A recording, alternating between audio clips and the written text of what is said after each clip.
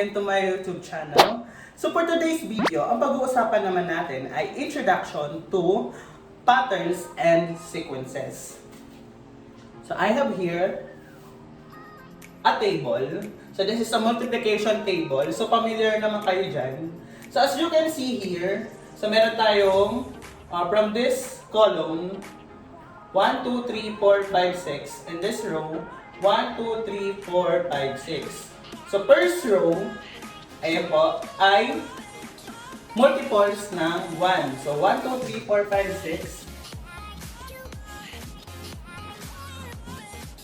Next row is multiple of 2. So that's 2, 4, 6, 8, 10, 12. And next row is multiple of 3. 3, 6, 9, 12, 18, 24. Multiples of 4, 8, 12, 16, 20, 24. 21 pala to. And so multiples of 5, 5, 10, 15, 20, 25, and 30. And multiples of 6, 6, 12, 18, 24, 30, and 36. From this number, we generate a pattern. So ano ang pattern na mapapansin nyo sa una nating example, sa multiples of 1? So after every number, nadadagdagan lang siya ng ilan? Okay, ng isa. Since multiples of 1 siya, madadagdagan siya ng 1 after every number. So 1 plus 1, that's 2. 2 plus 1 is 3. 3 plus 1 is 4, and so on. Okay, ganun din sa multiples of 2. Sa multiples of 2 naman, after every number, nadadagdagan siya ng ilan? Okay, ng dalawa. Since multiples of 2 siya, after every number, nadadagdagan siya ng dalawa. Ganun din dito sa 3, nadadagdagan siya ng 3. Sa 4, 4 naman. Sa 5, 5. At sa 6, 6. So we generated a pattern. So for this topic, we are going to talk about patterns and how this is related to each number. Okay, sa preceding terms. Yung pangalawang term, paano siya related sa kanyang preceding term, sa kanyang sinundan, sa 1. Okay, halimbawa sa 4, paano siya related sa 2? So, after ng 2, ano ang dinagdag natin to generate 4? After 4, ano ang dinagdag natin to generate 6? So, that is a pattern. Okay. Example. So, tingnan muna natin yung patterns na to. There is one triangle. After one triangle, there is a square. Then another triangle. Then square, square. Then triangle. From this pattern, what do you think is the next shape? Ayan. So kung mapapansin natin sa pattern, after ng isang triangle, there is one square. Then after nun, triangle ulit, 2 square. After nun, triangle ulit, ano ang susunod? So ang pattern dito is after every triangle, yung isang square natin, madadagdagan ng isang square. So after this triangle, ilan na kaya yung square natin? So, ang pattern dyan, madadagdagan siya ng isa ulit. So, from 2, magiging 3 na ang ating square. So, that is the pattern. Okay, another example. 3, 5, 7, 9. So, what is the next term? So, 3, 5, 7, 9. Ang next term natin ay, so after every terms, so anyways, ang tawag dito sa mga numbers na to ay mga terms. Yan. So ano ang magiging susunod na terms after ng 9? So after each number, nadadagdagan siya ng ilan? From 3 naging 5, from 5 naging 7, and from 7 naging 9. So nadadagdagan siya ng ilan? Ng dalawa. So from 9 magiging 11. So paano natin malalaman kung ilan yung nadadagdag? So babalik lang tayo dito. 11 minus 9, 2. 9 minus 7, 2. 7 minus 5, 2. 5 minus 3. 2. So, mina-minus lang natin pabalik sa preceding terms. Sa preceding terms nga, ano ba yung preceding? Ibig sabihin, bago. So, anong number bago ang 5? So, that's 3. Minus lang natin yung number sa kanyang preceding term, which is 3. So, ang sagot dyan, 5 minus 3 is 2.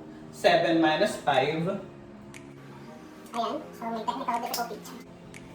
Again,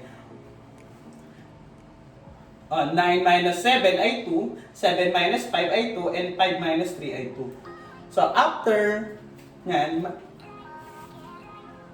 ay 2. So, malalaman natin yung kung ano ang susunod na number kung o-observe natin yung patterns. Okay, next naman. Paano kapag ganito? 16, 11, 6.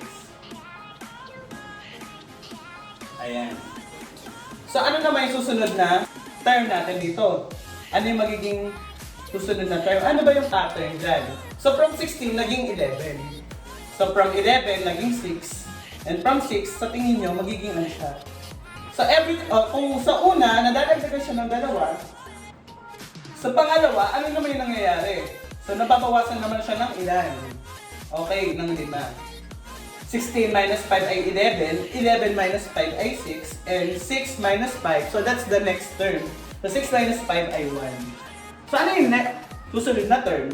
So, that's 1 minus 5. Ano ba yung 1 minus 5?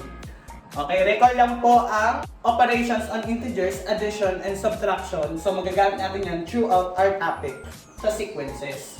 So, paano ba tayo again nagba-minus ng integers? So, change the sign of the subtrahend, then proceed to addition. So, 1 plus negative 5. So, that is, ayan, kung mapapansin nyo, magkaiba na sila ng sign. So, ano ba ang rule sa addition ng integers? So, pag magkaiba ng sign, ima-minus natin sila, that's 5 minus 1, which is 4. And then, copy natin yung sign ng may mas malaking absolute value. So, ano ba yung may mas malaking absolute value? Si 1 ba o si 5? Okay. Since si 5 ang may pinakamataas na absolute value, kakopy lang natin yung sign niya, which is negative 4. So, ang next term natin after 1 ay negative 4. So, ano naman ang ginagawa dito? So, ima-minus lang ulit natin para makuha natin ang pattern. So, negative 4 minus 1 naman. Negative 4 minus 1. So, paano nga ulit tayo nasa-subtract? So, change the sign of subtrahend, then proceed to addition. Then, kapag mag-a-add naman tayo, kapag like sign, i-a-add lang natin then copy the sign. So, negative 4 plus negative 1, 4 plus 1 ay 5. Ano ang sign yan? Negative 5. So, mapapansin nyo, every time is succession, nagma-minus naman tayo ng 5. So, kayo na bahala mag-minus dyan? No. Ayan. So, that is a pattern. Okay, halimbawa, again.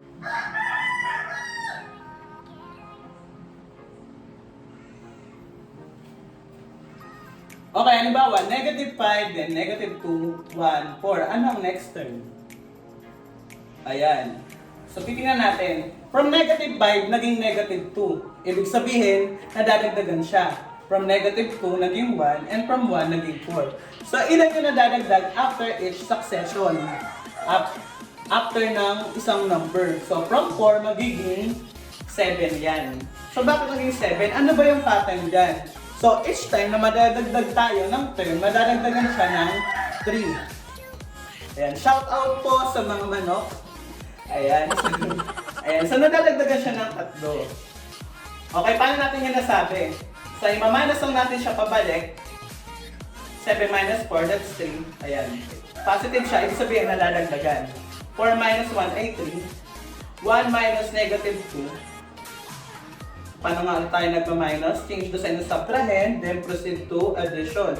1 plus positive 2, that's 3. Then negative 2 minus negative 5. Change the sign of subtrahend, proceed to addition. So magkaiba sila ng sign, di ba? So ima-minus natin sila. 5 minus 2, that's 3. Then copy the sign of a larger absolute value. So yung may mas mataas naman dyan na absolute value ay positive. So ang sign natin dito, positive. So, every time is succession, nadadagdagan tayo ng 3. So that's the pattern here in this sequence. Okay, next example. 70, blank, 30, 10, negative 10. Ayan. So after each succession, ano yung nangyayari sa kanya? So kung mapapansin natin, from 70 naging negative 10. So after each succession, nababawasan ba siya o nadadagdagan?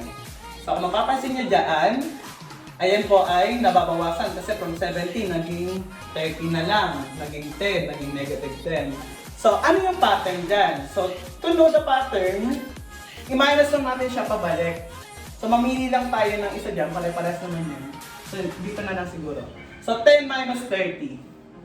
10 minus 30. Paano nga tayo nagma-minus? Change the sign na subtrahend, then proceed to addition. Then kapag magkaiba ng sign, anong gagawin? Ima-minus, then copy the sign of a larger absolute value. So 10 plus negative 30, that's 30 minus 10, which is 20. Then ang sign yan ay negative. So every time pala, each succession, nababawasan siya ng negative 20. Nababawasan siya ng 20. So 70 minus 20, so ang blank po dito ay 50. No? Then 50 minus 20, that's 30. 30 minus 20, that's 10. Then 10 minus 20 ay negative 10. Ito, i-minus natin. Negative 10 minus 10. Change the sign to addition. Parehas ng sign, i-add. It's negative 10. Okay, ganun din dito. Kayo na bahala. Negative 20 yun. So that's the pattern. Okay, anyways. 2, 4, 6, 8, 10.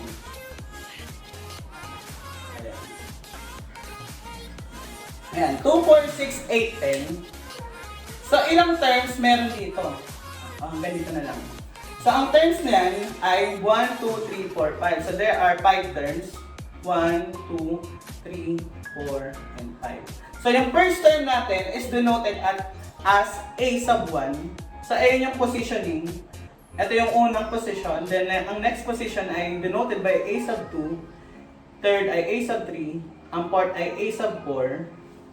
And, yung last term, kapag naghahanap tayo ng term, at hindi natin alam kung pang ilang term siya, we denoted them as A sub n. Ayan. Ito yung mga terms, then ito yung position. A sub 1 is first term, A sub 2 ay second term, A sub 3 third term, fourth term, and this is the nth term.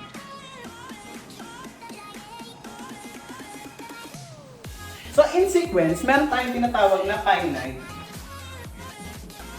and infinite. So ibig sabihin ng finite, so meron siyang end. Yung infinite naman, no ending, wala siyang katapusan. Halimbawa, 1, 2, 3, 4, 5. So alam natin na ang last term nito ay 5. So ito na yung pinaka-last. Last term. So ibig sabihin, meron siyang end. So that's finite. Okay, another example. 2, 4, 6, 8, 10, up to 100. So in this case, meron pa rin siyang last term, 100. So hindi lang natin sinulat kasi masyado nang mahaba. So these 3 dots indicate na meron pang kasunod yung 10 bago mag 100. So 10, 12, 14, 16, 18, and so on hanggang maging 100. So dahil dyan, meron tayong last term, finite sequence pa rin siya. So paano naman natin malalaman na infinite siya? Halimbawa, 3, 6, 9, 12, and so on. Kapag yung 3 dots, wala nang kasunod na number, ibig sabihin, infinite siya. Tuloy-tuloy yan, 3, 6, 9, 12 hanggang, ayan, wala nang katapusan, and so on, and so forth. So kayo na bahala magbilang.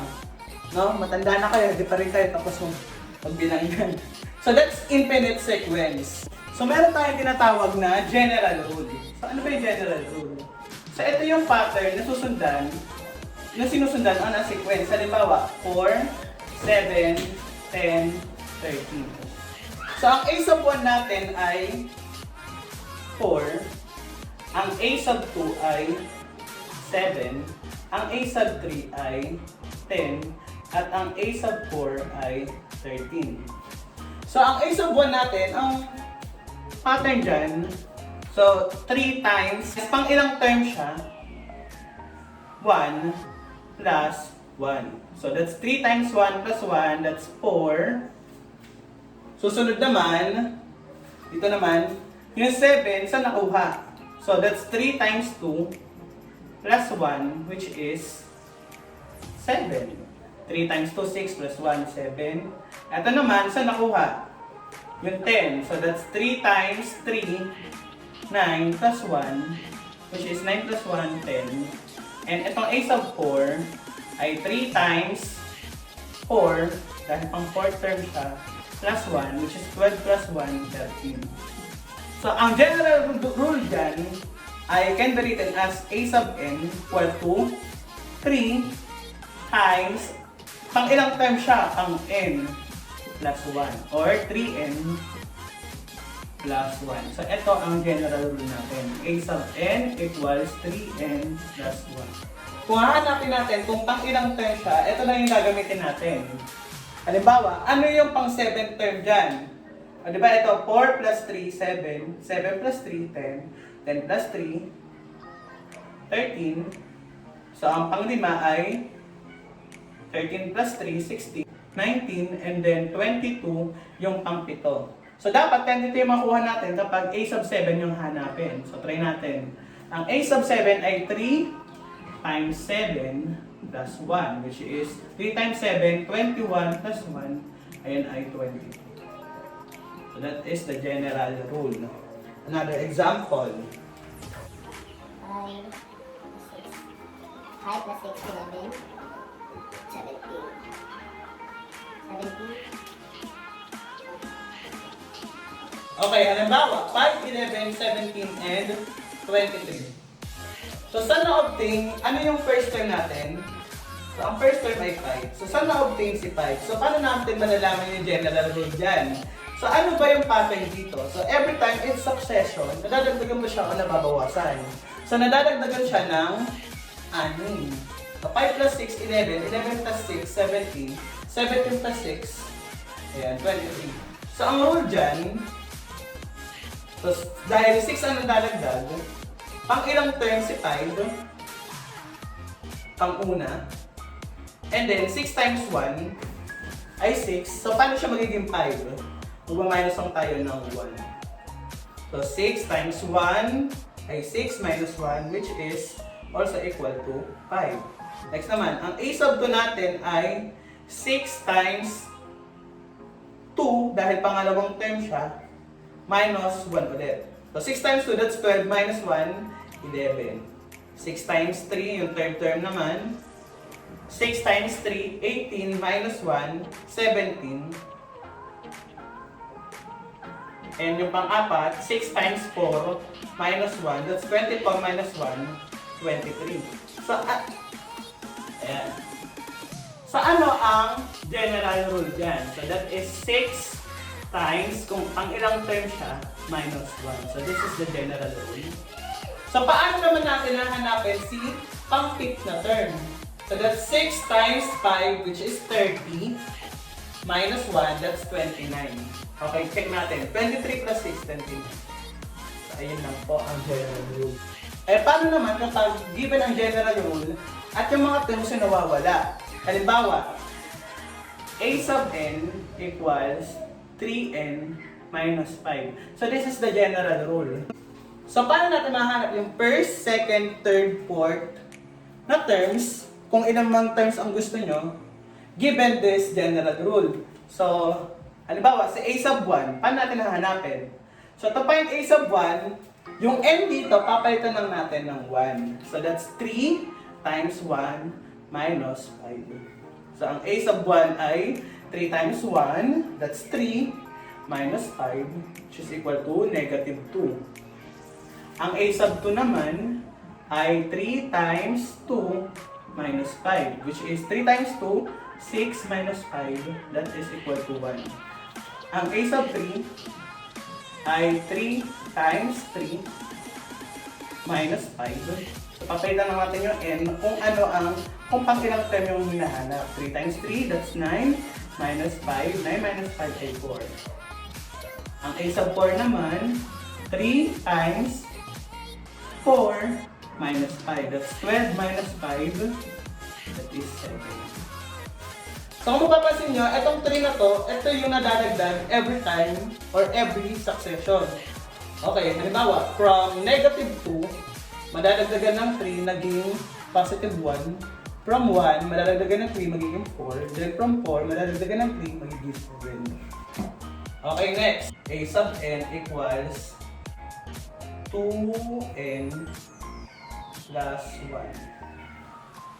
So ang a sub 1 natin ay 2 times 1 plus 1. That's equivalent to 2 times 1, 2 plus 1, 3. Ang a sub 2 ay 2 times 2 plus 1. 2 times 2, 4 plus 1. That's 8. A sub 3, 2 times 2 times 3 plus 1. That's 6 plus 1, 7, and so on. So that is a general rule. So that's all for today. Thank you guys for watching and see you on my next video.